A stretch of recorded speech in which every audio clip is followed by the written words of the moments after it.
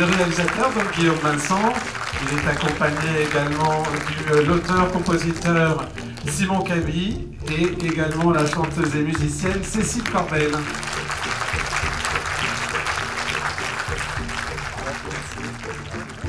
D'où vous est venue l'idée justement de tourner ce documentaire sur les ours? D'abord sur le personnage ours, il y a quelque chose que j'aime bien pour un film animalier, c'est que à la fois on y projette plein d'émotions et puis il y avait aussi des choses dans leur vie qui étaient des thèmes que je voulais traiter au-delà de l'animal lui-même, la solitude, le fait de devoir se faire une place dans le monde, de quitter ses parents, ce moment charnière où on n'est ni un enfant, on n'est plus un enfant, on n'est pas encore un adulte. La 3D est venue ensuite parce qu'on voulait être proche des animaux, on voulait être en immersion, on voulait que ce soit aussi une expérience d'immersion dans la nature. Et donc est venu le choix de la 3D.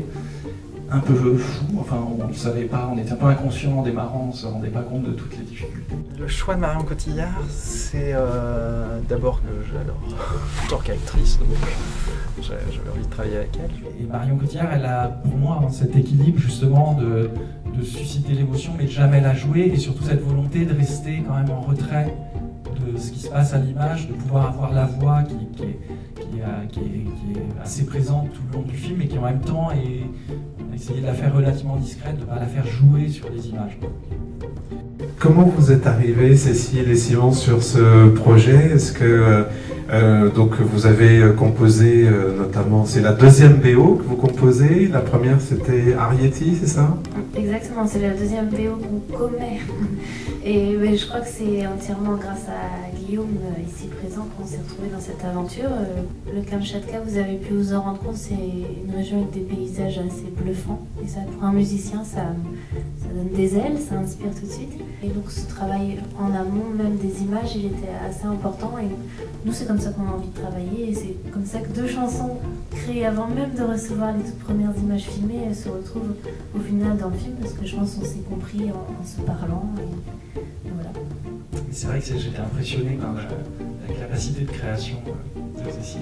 Combien de temps a duré le tournage? On a fait en tout plus de 20 semaines, et ça s'est étalé sur de tournage. Mais par contre, il y a tout le reste, donc ça s'est étalé sur 3 ans en tout, entre la préparation, le repérage. Avec quelquefois jusqu'à 25 personnes dans l'équipe de tournage. Au plus fort, on était à 25 personnes parce qu'il y avait un peu de sous-marin, il y avait l'aérien en ballon, il y avait nous en terrestre.